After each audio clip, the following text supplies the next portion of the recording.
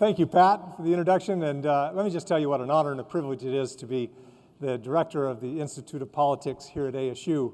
Harvard University established its Institute of Politics in the 1960s, mostly by the Kennedy family.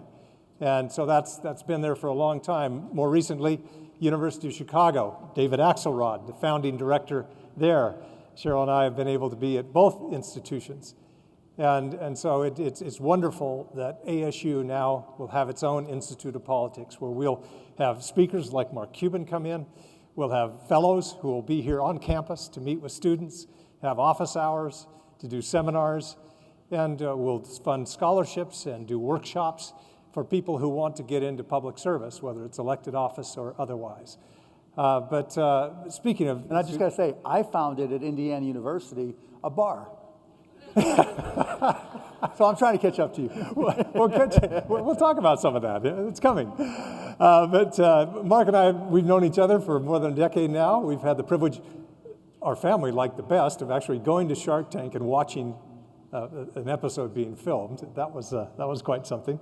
And but anyway, 5 years ago, when I went to the to Harvard, to its Institute of Politics as a fellow, they asked us to bring speakers in, and Mark was kind enough to come there 5 years ago and speak to the students, and obviously they loved it. I think the Mavs were playing the Celtics the night before, so it worked out.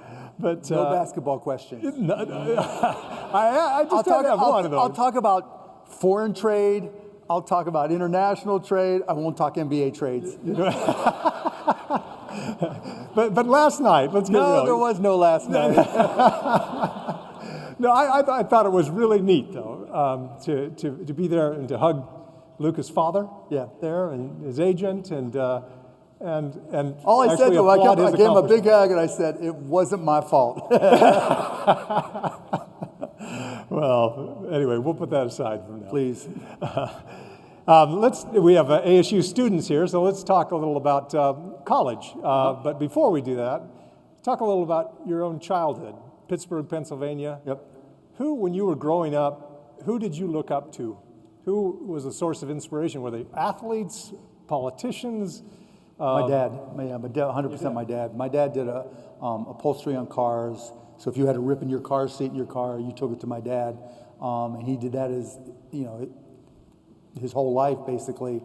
And he just would leave the house at 7 in the morning, come back at 6, 7 at night, and half a day on Saturdays. And, just watching him give up everything for us and do everything he could for us, that was all the motivation. And I remember he would take me to work, not because he wanted me to learn about upholstery, but he wanted me to sweep the floor because he wanted me to learn that this is not the job he wanted for me. That he wanted me to go to college. He never did. His brother ended up going, but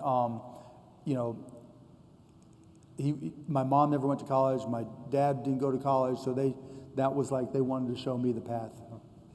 Were you an entrepreneur from the start? Oh, I was a hustler. I mean, yes. Talk about the first few jobs. Yeah, so like selling baseball cards. Like there's a little park down where we lived, and it had a park bench, and growing up in Pittsburgh with baseball cards, if I would put together these packs of cards with guaranteed one Pittsburgh Pirate in the pack, and then I would sell them. It cost me like 50 cents to make them. I'd sell them for $1, and then I'd keep on going and going and going, and that made me some candy money for a while. And then when I was 12, my dad and his buddies were playing poker at our house, drinking their asses off and talking shit, and I went in there and I said, Dad, I want a new pair of basketball shoes. He looks at me, he goes, you see those shoes in your feet? When you get a job, you can buy any pair of shoes you want. I'm like, Dad, I'm 12 years old. And one of his drunk buddies were like, I got a job for you. I'm like, sure. He goes, I've got these boxes of garbage bags, and you can go door to door to door in the neighborhood and sell the garbage bags. You buy them for $3 and you'll sell them for $6. I'm like, cool. And it was the best thing. I learned more about business from doing that than anything in my entire life. It was like, hi, my name is Mark. Do you use garbage bags? And it was like the world's first, probably only and last garbage bag route, but I killed it. I used to have my little red wagon, and I drag them around and make my little brother help. And then when I hit 16, I had different things, but I mean, I sold magazines door to door. I bought and sold stamps. Like stamps then and probably now, coins, like it was an inefficient market. So I would go with a few dollars to a stamp show. I'd start on one side and I'd buy a stamp and I'd like, wait, this guy doesn't know that this is a valuable stamp, or at least marginally valuable stamp. And I'd come with $5 and leave with $50. I mean, it was great. And so just learning about markets and all that stuff, all by the time I was 18. Yeah. Well, by the time you were 18, you were already in college, I take it. Yeah, actually by the time I was 16. So I went to Mount Lebanon High School, and when I was a junior, they wouldn't let me take the senior level econ class. And so I was like, I want to be in business. I want to do business. And they were like, no. And so I went to the University of Pittsburgh, night classes, and they didn't even have business classes. But I also took Russian, because my grandparents were from the old country. And so I went to Pitt, University of Pittsburgh local school, and I took a Russian class and I took a psychology class, and I did fairly well. And I'm like, okay, they won't let me take business. I'll just drop out of high school and go to college.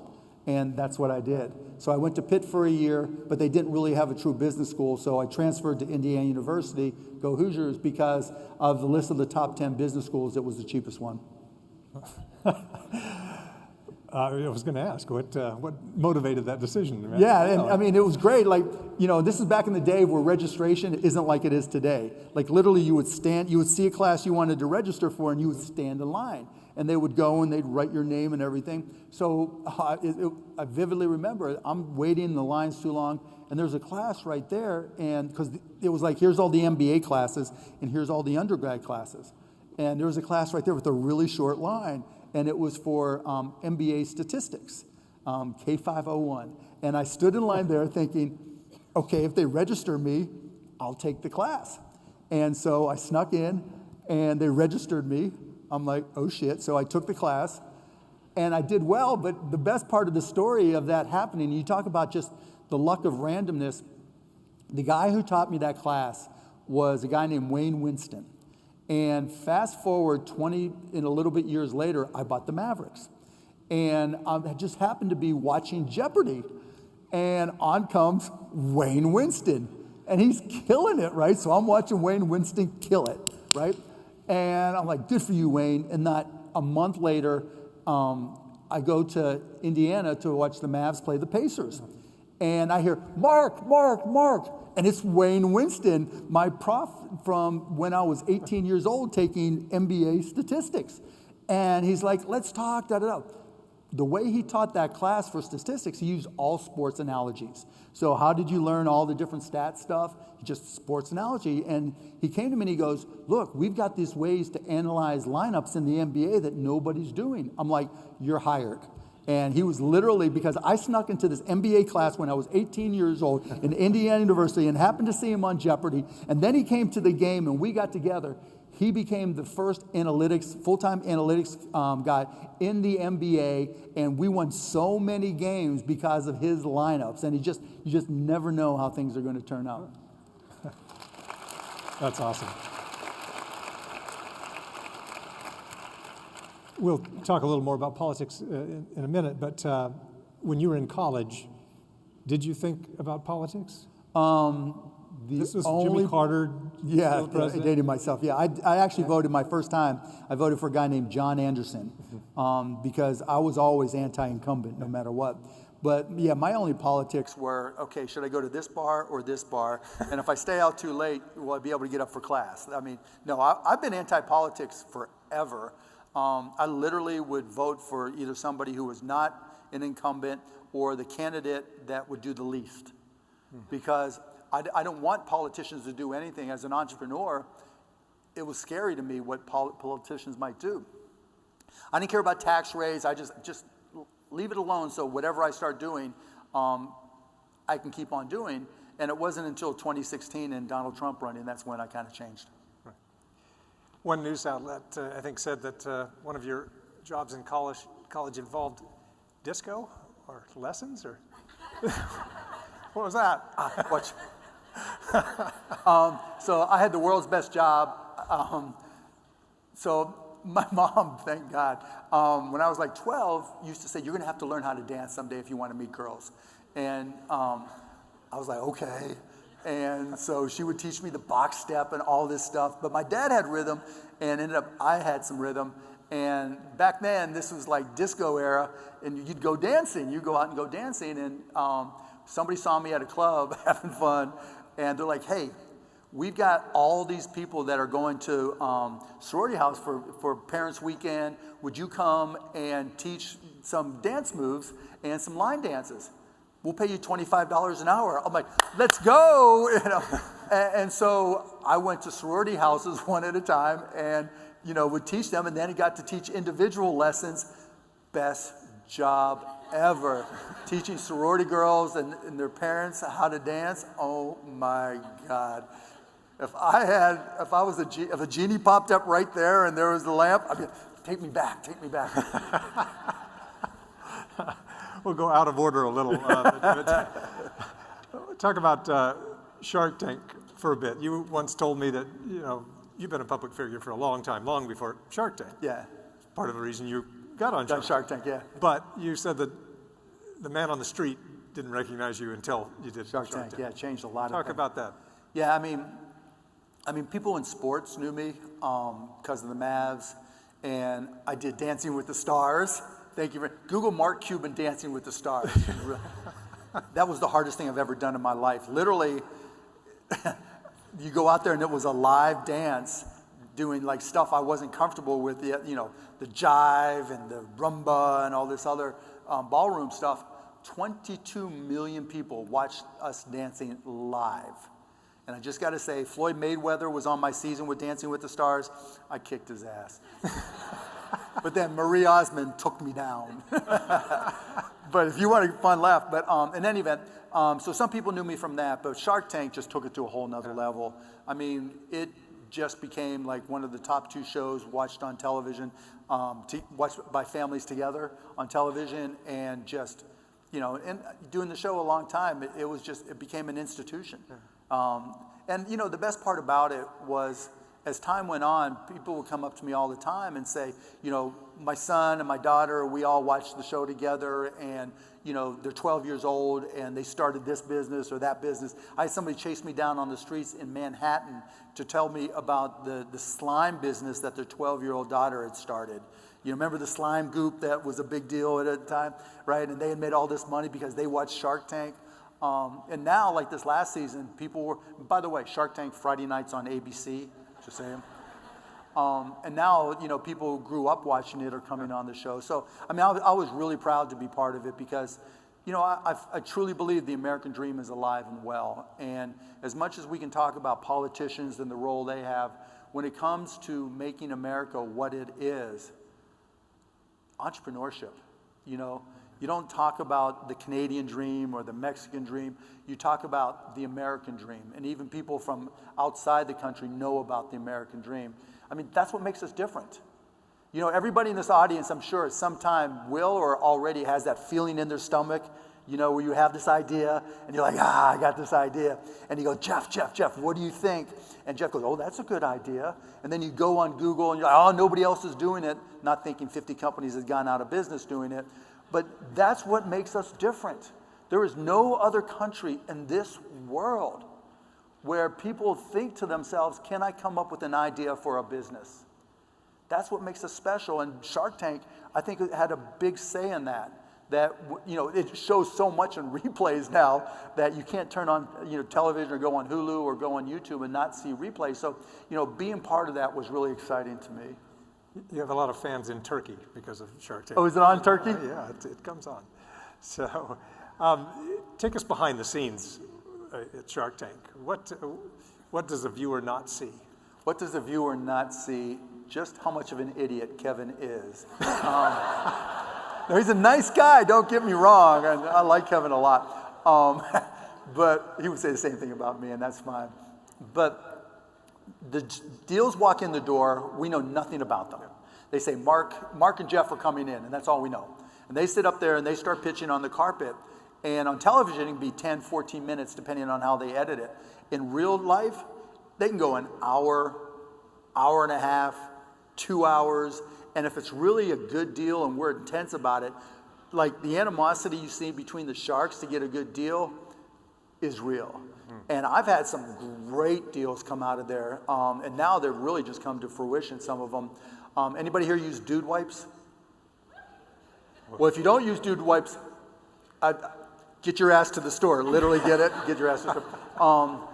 But they're going to do $200 million this year. And I gave them, I think, $200,000 for 15 or 20% of the company, and they haven't raised money since. They're just killing it. Mush, which is oatmeal, Beatbox beverages. Anybody here ever drink Beatbox beverages? Yeah, and you have the hangover still to talk about it? I gave them $1 million for a third of the company, and now they're probably worth 800 or $1 billion. I mean, it's just insane, some of the companies. And then there's little ones that have done well as well. But yeah, it's been a great run. But some of these companies, you go on and they go back and forth, and then they edit it down. But the animosity you see between the sharks is real. And Kevin always wanting to do a royalty deal is real. Lori always wanting the crap like Damon talks about. It's really, it's a show I'm proud to be part of again, but it's just so much, right? I mean, like so many people, we've changed their lives. I think that's probably the most important part. You know, if there's 15 years and 200 deals that we see across, so that's 3,000 people, let's just say, you know, 40% of them close, that's 800 companies. And out of those 800 companies, if half of them do okay or better, we've probably created 40,000 millionaires. I mean, think about that. Just because of this show, and that doesn't count all the people who watched and were inspired to go out and start a company or learn how to improve their company. That's amazing. But again, that's what made it so special. How much better are you now than you were when you started Shark Tank at spotting what? No, I'm a sucker either way. Like, I do more deals than all the other sharks combined, because to me, there's deals where I'm like, that's a real way to make money. Then there's deals just like, okay, maybe I'm not going to make any money, but it sends a good message. And I'm okay with doing both kinds. And then there's deals where, this is probably behind the scenes that I shouldn't say.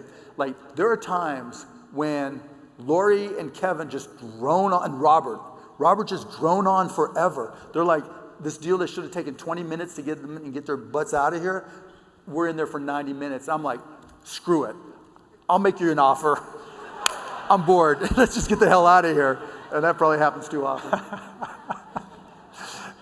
Obviously, you've had a lot of success with your investments. You've also probably had a few. Oh, I've had a lot of stinkers. Can you talk about a few of those and what you learned? So I'm not going to name drop this guy, but and not just on Shark Tank, but outside. No, we'll stick with Shark Tank. But there was this guy, and it was a breathometer where you could like blow into it, and it tells you your alcohol level. Well, I'm like, this is a great idea. You know, this could really go over really well, especially here at ASU. And I know how you guys are.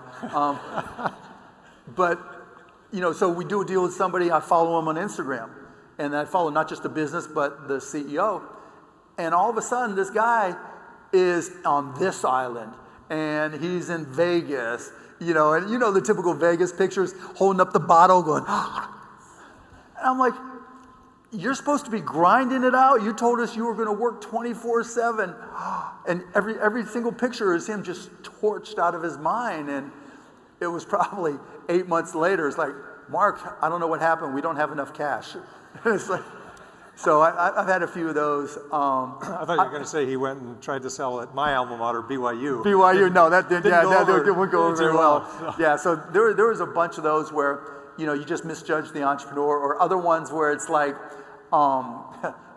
here's the other thing behind the scenes. Like, you do a deal, you shake on it, but we get to do due diligence to find out if there's something that they didn't disclose or we didn't ask them.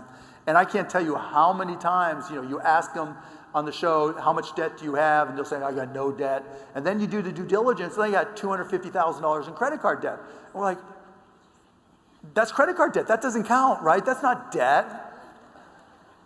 So yeah, there's been a lot of mistakes made and a lot of lessons learned. Let me go to one of the student questions here. If you had to propose one specific policy change that would make the biggest difference for startups, what would it be? Oh, that's a great question. For startups. Really, that there would be no policy changes, So consistency. Consistency, yeah, because as long as, my attitude has always been, as long as everybody played by the same rules, then may the best entrepreneur win, or may the best product or service win. It's always when things change midstream, when you've already planned to do things a certain way, that's when you run into trouble. Great. I'll go for another one. Given the current disruption of the status quo in the federal government and general economic uncertainty, there's that uncertainty we talked about, what's your advice for staying focused and optimistic over the next couple of years? We all, no matter which side of the aisle you're on, we question the other party or the other group and who they like. I look at it kind of like your family and somebody. Now, I'm not even going that direction. I'll get in trouble for that. It's only been 30 days. And there's a lot of things that are scary in my mind because we're testing a lot of limits. We're testing the rule of law. We're testing retribution. But this is a country that we always have a recency bias. If you go back and look through history, and you're the historian, there's been some messed up times, where we were interning the Japanese. We're doing all these things that are outside the bounds of the rule of law. In hindsight, we had a civil war. And so I think that our guardrails are strong enough when it's all said and done. I also think that kind of the chaos that's going on is a gift to the Democratic Party, and they're blowing it. If I'm competing with, let's just use business as an analogy. If I have a company and one of my competitors is bought by somebody, and they have more money, more visibility, they may even be the incumbent, but they're taking over and installing their own people. I'm worried that they're going to install great people. But if they install not so great people, just people who are loyal to them, well, they can't execute on all these things that I'm concerned that they might do. And I think those are the circumstances we find ourselves in right now. I think Donald Trump is, one of the best salespeople in the history of salespeople. I think he's a great marketer, but, as someone who grew up as a salesperson and a marketer, the hard part isn't that part, it's the execution on all these things. And I'd be more concerned about some of the chaos if when you looked at the appointees, you said, that person is the right person for this job because they can execute on everything. I just don't see that. Some of these appointees who haven't managed 50 people or 100 people, let alone thousands or 10,000s or millions, they've got to be terrified right now. As much as we're worried they'll make a misstep, I'm guessing they have at least a little bit of self-awareness. They've got to be terrified. And so I think the Democrats are blowing just a historic opportunity, and I'll give you an example. So right now, when I was campaigning for Kamala Harris, one of the things I'd make a point of, because I was the guy who went out and talked to businesses, and I'd say, look, talking to Vice President Harris, we want to see the deficit decreased, 100%. There's too much debt, it's not sustainable, etc.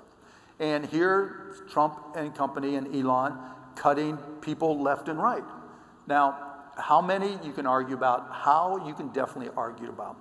But when you cut a million people, let's say that's what it ends up, people who take the buyout, the probationary people, etc., there's going to be people there who are pregnant, women who are pregnant. There's going to be people there who are seriously ill. There's going to be people here that have chronic illnesses, mental health problems, whatever it is, out of all their people in those families and who had been getting benefits from the government. If I'm the Democrats, and I've said this to many Democrats, right? I'm like, why are you not proposing legislation that says protect pregnant women and ill federal government employees and have them guarantee severance instead of severance program? And just as importantly, say, if you are terminated or for whatever reason, or you take the buyout, then if you fell in these categories of illness, pregnancy, whatever it may be, you get to retain your health care benefits. Instead, they want to yell and scream, which is fine. Go to the rallies, have the rallies, go to the town halls, have the town halls. Yes, sue all the blocking and tackling. But they're not standing up for all these government employees that need someone to stand up for them right now. Why is nobody saying, we see that this is a problem? Why is nobody, look, they don't have the House, they don't have the Senate, but can they get 3 people in the Senate or 4 people in the Senate to agree that we need to protect the ill and those with chronic illnesses and pregnant women that are terminated? That's not a big stretch. And so there's a long, So call your congressperson, call your senator. There's so many of those types of things, and you can even mess with them and have fun with it. So, for instance, you could propose legislation that says we are all against corruption. If DOJ finds any corruption, criminal charges have to be filed within 90 days. And if they're not, whoever publicly says there's criminal conduct is liable for libel and slander. Now think about that. There's one guy who likes to talk about all the money they're saving and all their corruption and point out that this is corruption, that's corruption, this is corruption. Well, you make him put up or shut up. Because if there is corruption, we want him to find it. And if there's corruption, don't you want them to file charges against the people that are corrupt? Yes. It's just common sense. But where are they standing up for them? I'll give you a note. ASU, right? I'm sure ASU has got NIH money, right? And other grants for other reasons. And right now they have no idea how much money that they're going to get, right? It's complete uncertainty. But if someone from both parties, if it was bipartisan, said, you know what, there's this 51% administrative fee, they want to cut it to 15%, let's negotiate it to 40%. And if you were supposed to get $8 million like the University of Alabama in Birmingham, let's negotiate it to $6 million. So that the Democrats then take control of the process. Nobody wants to get less money, but what's even worse is getting no money or having to be so much chaos. So somebody negotiate all this, because then all of a sudden you can say, in this legislation, we've done all the work that you've refused to do. Because here's what they're missing and why this needs to be done. Somebody needs to do the actual negotiation. Because they haven't considered all the downstream issues. Laying off 1 million people or firing 1 million people or early buyouts, that's one thing. There's been industries that have lost 1 million people over a year or two, whatever, or multiple industries. We've seen that. The economy probably can absorb that. But what I'm hearing from people, whether it's at universities, at businesses that are contractors for the federal government, because the contractors don't know if they're getting their money, they're having to lay off their entire companies. Now, when that happens, it's not just the 1 million people that got fired. It's who knows, if you happen to be the dominant contractor or a big, your industry is big in a particular city or town, and now you're getting undermined and you basically have to lay people off because you don't know if you're going to get the grants that you thought you were guaranteed for the next 2 years. You literally could have towns and maybe cities decimated, which truly does impact the economy. So the Democrats need to be stepping up, because if not them, who? Aren't they supposed to be the party of the people, standing up for the people? Well, get off your asses, Democrats, and do something. Because I'm not looking for applause lines, but I truly believe, you can get 5 Republicans in the Senate and in the House to stand up for pregnant women and sick people. You can get those same Republicans in the Senate and the House to say, look, in my town or, my constituency, I'm going to have problems here. This is a red state. It's kind of purple, but it's mostly red in a big respect. There's going to be people here that lose their jobs if they have no understanding if these grants don't get paid. Somebody's got to stand up for them. So there's a lot of things that can be doing that kind of not undermine, but bring some order and calm to chaos. And that's, in my mind, what the Democrats should be doing. Standing up with legislation that makes sense. Again, if you want to go, and Bernie Sanders called Trump a Nazi and this and that, go do your thing, right? This is America. Protest, yes. I'm all for protest. No problem. You want to sue them to make sure they stay within the lines and follow everything? Yes. You're concerned about this, sue away, ACLU, et cetera, yes. But rather than just yelling, do something. Because when people see you standing up for them, then they start reconsidering. Because you can't just yell at people who voted for either party and say, you're dumb. That didn't work before, and it's not going to work now. So rather than being negative in everything you do what you got to do to protest, stand up where you got to stand up, that's a requirement, but stand up and do something for the people of this country that need something done for them.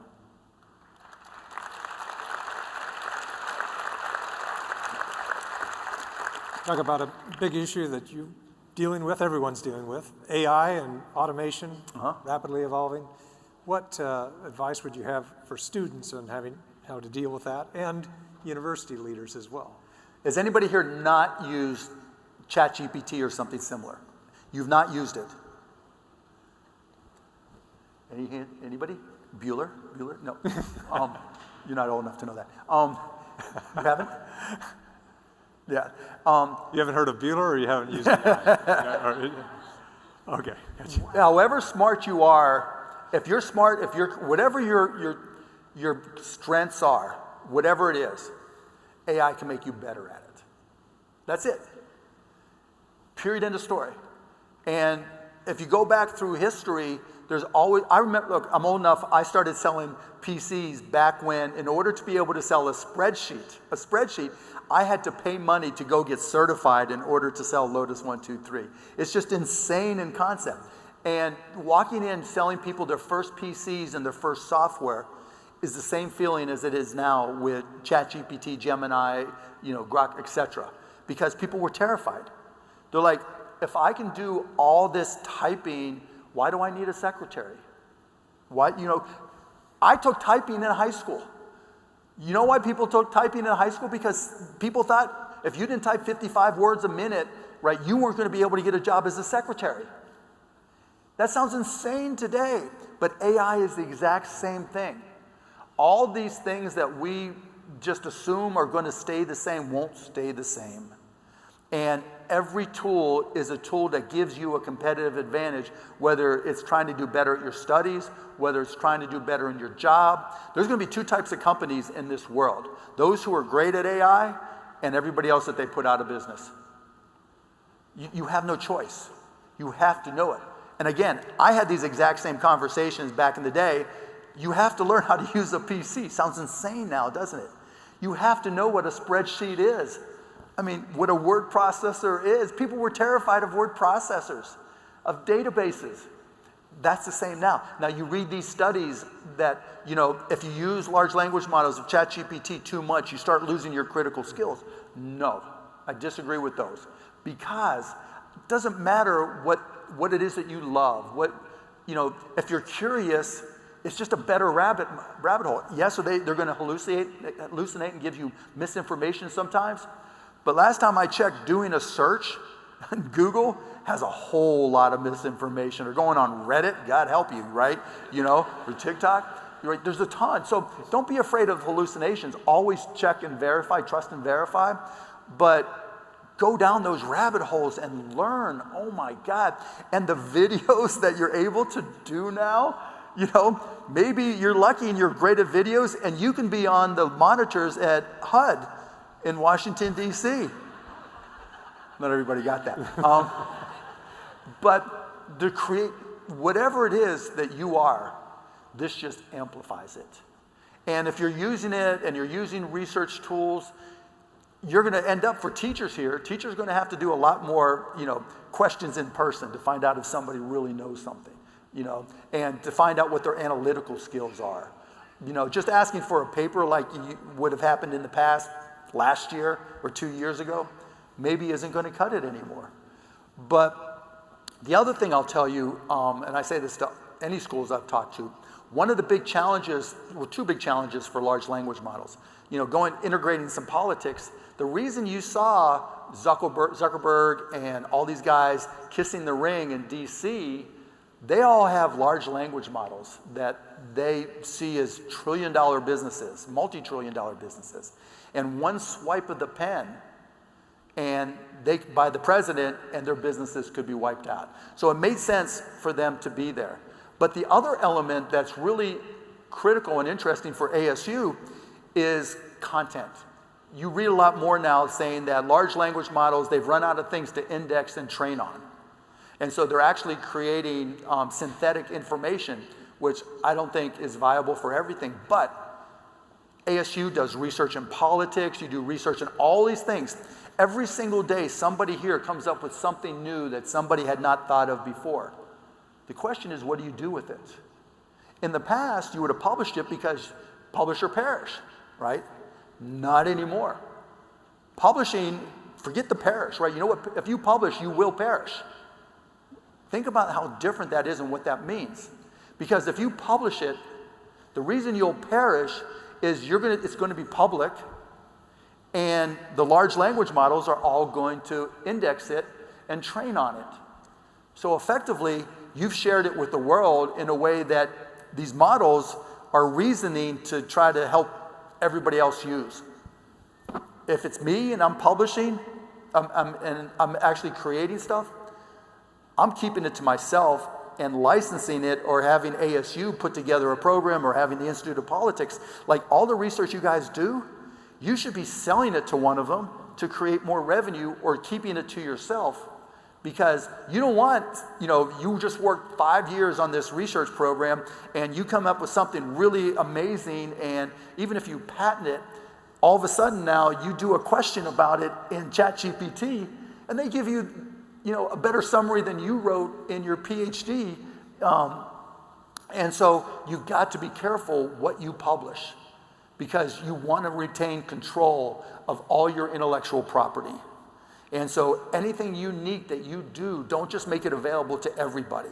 And if not everybody's making it available, if everybody's not making it available, then how you use large language models change. Because there's going to be millions of large language models. There will be the ASU Institute of Politics large language model, because all the amazing stuff that Jeff contributes and everybody else contributes, you want that exclusive to you, so people come here and don't go to Indiana University Institute or Harvard Institute of Institute of Politics large language models. You want to retain that branding, and that's going to impact healthcare as well. The IU School of Health, the Stanford School of Health, you pick it, the Mayo Clinic, et cetera, they don't want all the research and the breakthroughs that their doctors and researchers have come up with just given away for free. They want to accrue that brand recognition for their models. It's a different world with AI, but it's a beautiful world, because no matter what it is that you're curious about, you can start interacting with these large language models, and if you get comfortable enough with them, creating your own. Because just like the PC I first sold was 6 megahertz speed. That's slower than the oldest BlackBerry that was ever created. And it had 10 megabits, not gigabits, megabits of storage. And I think 256K of RAM, and cost $5,000. That same price performance curve is happening with AI. It's going to be insane. Just insane. You'll have conversations like this, and I'll train one and say, no, Jeff, I can't make it. Just put up my avatar. You think I'm kidding? It's happening. Could be right now. We don't know. See, I just put my hand right through my face. If you were at ASU right now and you had all of your knowledge but none of your money, what industry, what sector of the economy would you go into? Well, first I transferred to Indiana University. I'd go into AI, right? So if I needed to make money right now, so if my dad was playing poker with his buddies, and instead of asking about tennis shoes, what would I do? Does anybody here use Notebook LM from Google? So Notebook LM has got this feature for podcasts.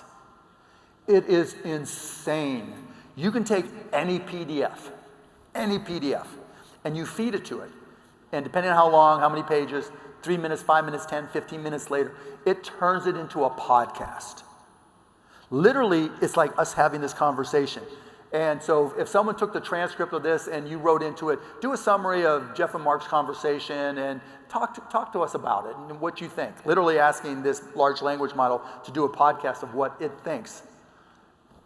It starts, so Jeff and Mark had this really interesting podcast about a variety of topics. It'll freak you out. So in terms of what business I would start, I would go to smaller business, because Gen Z, you guys, like when we were growing up, you read everything. The people who read the most had the biggest advantage. You guys don't like to read. You want to YouTube University it, you want to, listen on a podcast, you want to do whatever, right? That's how you consume information.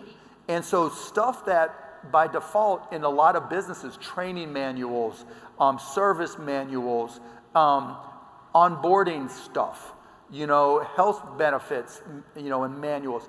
Anything that's in writing where you get it when you go to your job or your school, go to class, whatever, your syllabus, and you just roll your eyes, and it's all TLDR, too long, didn't read. I mean, your whole lives are TLDR basically now. Well, you take it, anything that's TLDR, and you put it in, I guarantee it, you'll like, oh shit. Has anybody done the podcast feature? Is it not an oh shit thing? It truly is. It's amazing, right? And so when you truly, just try it. Notebook, the teachers here, put your syllabus in there, put some of your notes in there, and just put it in there and say, okay, for those of you who aren't actually going to read, here it is. It's insane. But the bigger point on AI, it's here, and it's not going anywhere. There's no way to stop it. And in terms of jobs going forward, there'll be more jobs, but there'll be different jobs. And there'll be creative destruction that some people won't like. Just like, going to Indiana, there were a lot of people from Terre Haute, and back then there were records. There are not many records anymore. Then there were CDs and DVDs. That just happens. It's part of it. There's unfortunate people who lose their livelihood, and that's wrong, and it's just inevitable. But it's going to create more opportunity, not less. Talk about cost plus drug. Glad you asked. Oh, look at that. So people know. Thank you. So about 4 or 5 years ago, I got a cold email from a Dr. Alex Oshmayansky. And he said that he wanted to start a compounding pharmacy in Denver, Colorado. And he wanted to make generic medications, injectable generic medications that were on short supply. Believe it or not, to this day, there are generic injectable medications that are in short supply, including drugs that are, for kids, pediatric cancer drugs, and, Pitocin, and all these other things.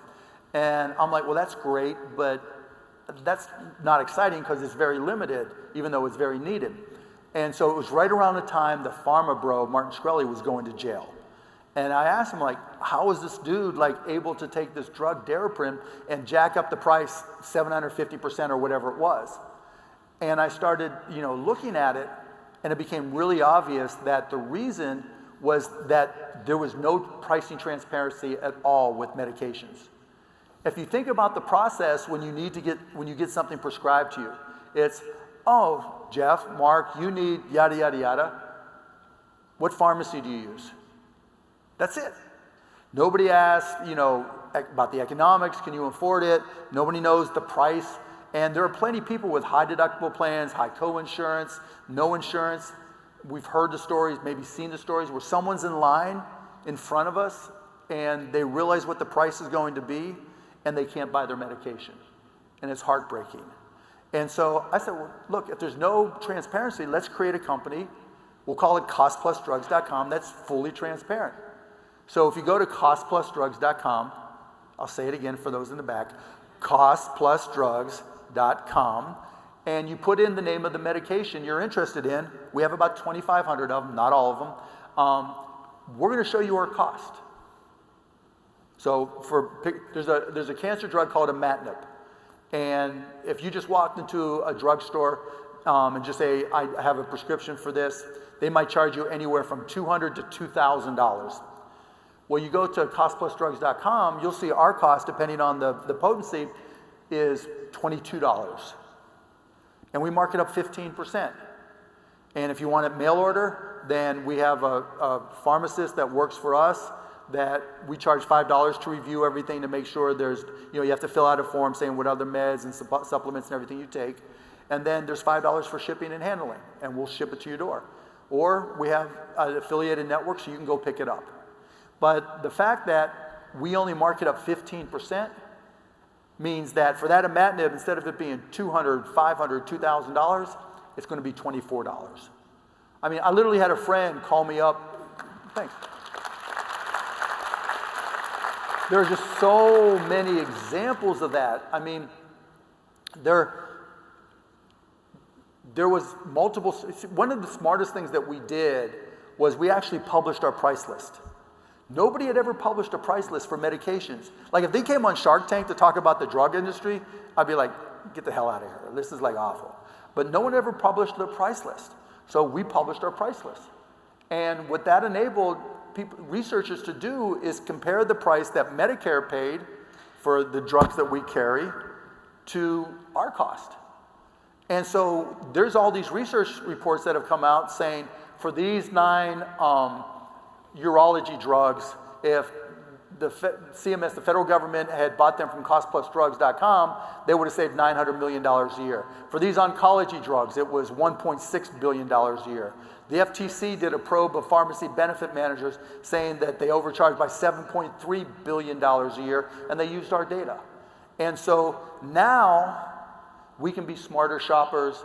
And if you have a high copay, co-insurance, wherever, if you work for a company that doesn't know what their benefits are about, just have them check out costplusdrugs.com. And then if you work at a healthcare center, if you work at a clinic, if you work at a hospital, now we have Cost Plus Marketplace, and we're able to sell it wholesale to hospitals, and we're saving hospitals millions and millions of dollars each. So costplusdrugs.com, check it out. Thanks, Jeff. What's the reaction been by the major pharmaceuticals? The major pharmaceutical companies are aligned with us against the biggest pharmacy benefit managers, who are just middlemen that serve no real purpose. And they don't like them either. They're just a way to create the cost. But the big pharma companies, while we're aligned against pharmacy benefit managers, there's some drugs they won't sell to us because they're afraid that the pharmacy benefit managers will remove them from their formularies. So they may have they may cover, let's just say, 20 million lives, and if they're telling you, if you sell to costplusdrugs.com, we're not going to put you in front of those 20 million lives, then, so that's been our biggest challenge as a company. And, the pharma companies say, well, we like you, Mark, and the pharmacy benefit managers say, we don't like you, so what? And so we're fighting through that. But we've only been in business 3 years. 3 years, and I think we've had a major impact. So we'll get there. What responsibility do people in your position have in terms of philanthropy or whatever else? You're certainly doing it here and in a number of other issues. I don't speak for other people. Everybody's got to do what they think is important to them. I don't want to tell anybody else what to do with their time or money. Do what you think is right. Great. For students here at ASU who are looking to get into public service, whether it's elected office, appointed positions, being in the foreign service or civil service, what character traits, as a businessman, do you look for public servants or people in government to have? What's most important? Do nothing. No, it's the same traits as what I look for in hiring, and it's the same traits what I look for in entrepreneurs. Number one is curiosity. We live in a world that's always changing. We talked about AI. We talked about what's happening politically. just look at the geopolitics. You've got to be curious, because if you're not aware of these things and you just have tunnel vision, life is going to pass you by. And whether it's reading, whether it's podcasts, you just have to be as curious as you possibly can. And then you've got to be open-minded. Like, I try not to be dogmatic. I know there's a lot of things that I'm going to be wrong on, and that's okay. I want to learn why I was wrong or why I was right. And so, you know, I'm an independent. I'm not a Democrat. I'm not a Republican. I try to look at every issue individually to see what I think is right for either me or the American people, in my opinion. And I think, you know, that's a big step forward, because we've become so partisan that everybody wants to have their team. You know, and the Republicans versus the Democrats are kind of like, you know, Arizona versus ASU, right? It's just like automatic hate, or Indiana versus Purdue. Only in that case, it's real hate, not just, you know, sports hate.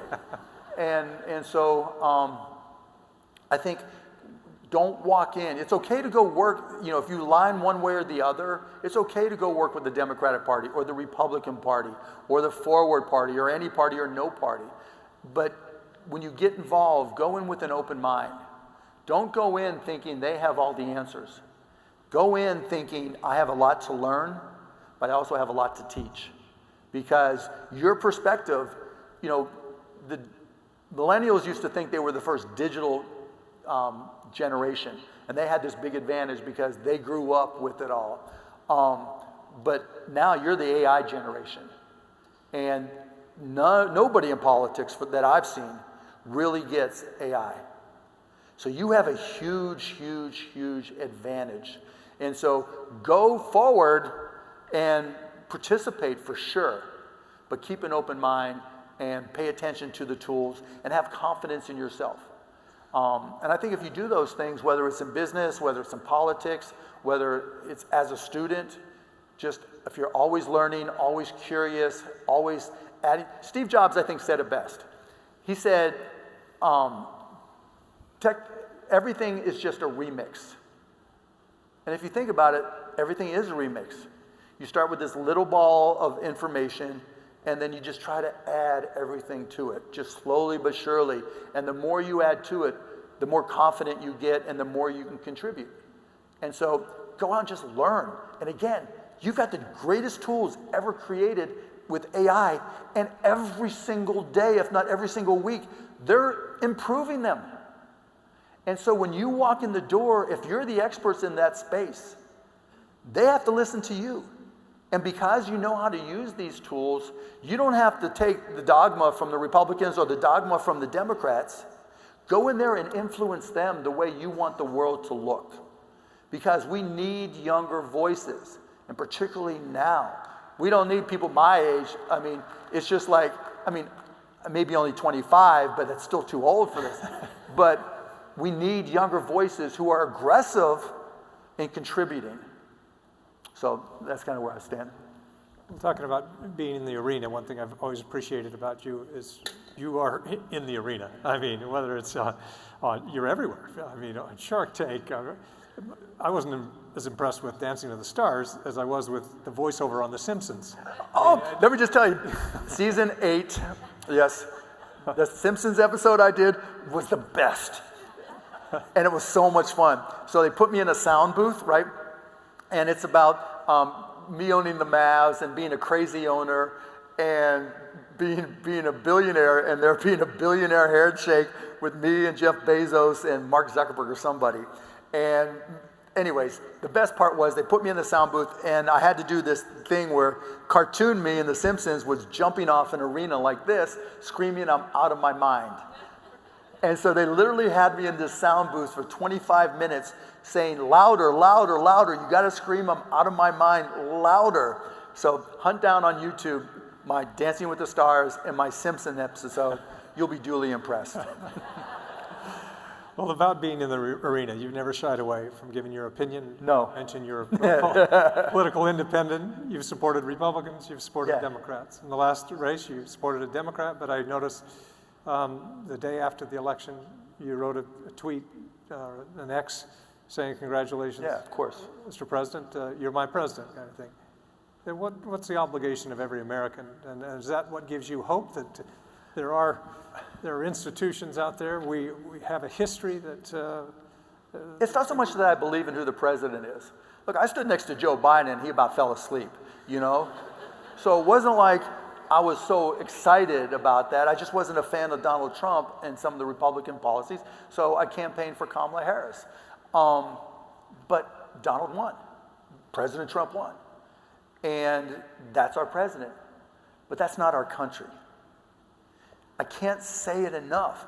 Every single one of you, every entrepreneur, every student, that's what makes us who we are. And going back to what I said earlier, that doesn't mean you don't stand up for what you believe in. I grew up in that generation where, you know, there were, the Vietnam War, I had friends whose older brothers died in the Vietnam War. That was terrifying.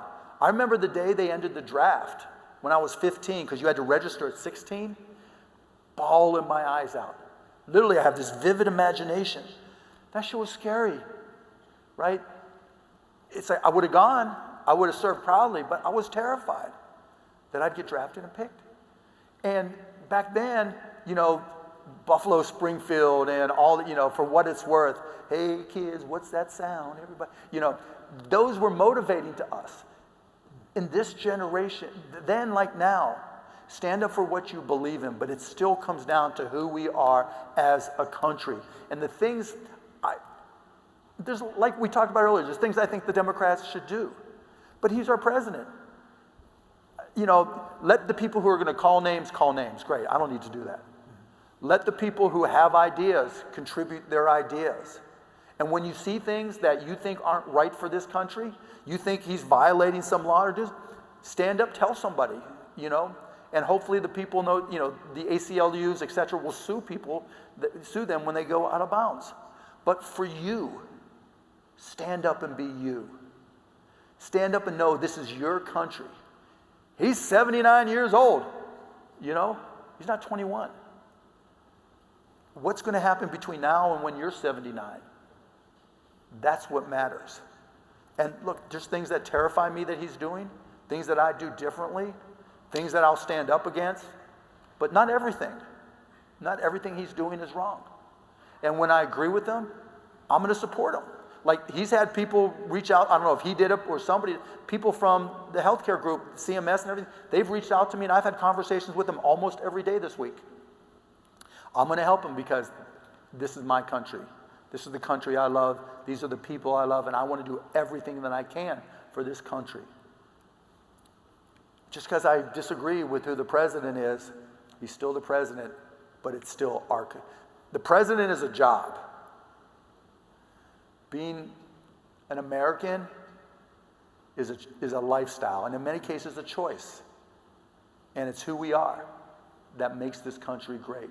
Because I truly believe that even though I might not like the appointees, even though I think there's some really fucked up things going on, excuse my French, that there are enough of us to stand up and rise up, to do the things that matter, to make this country continue forward and to get better. That's just the way I look at it. And that's so when it comes time to say, okay, yeah, he's my president, but more importantly, this is my country. And that takes precedence. Let me just ask, if you were a student,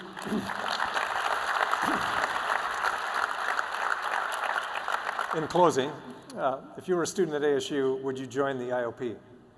The what?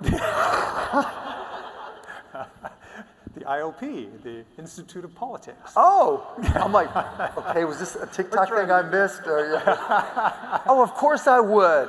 Right. I would pay money to be able to join the IOP. And you don't even have to. Oh, it's free. You can even get Kevin to come and Mr. Wonderful will do it then. Yeah, of course you join IOP. This is your way to learn the best way to contribute. Well, thank you. Well, please, all of us, let's join in. That was fun. Thanks, thank you, Mark. Appreciate it. Thanks. Thank you.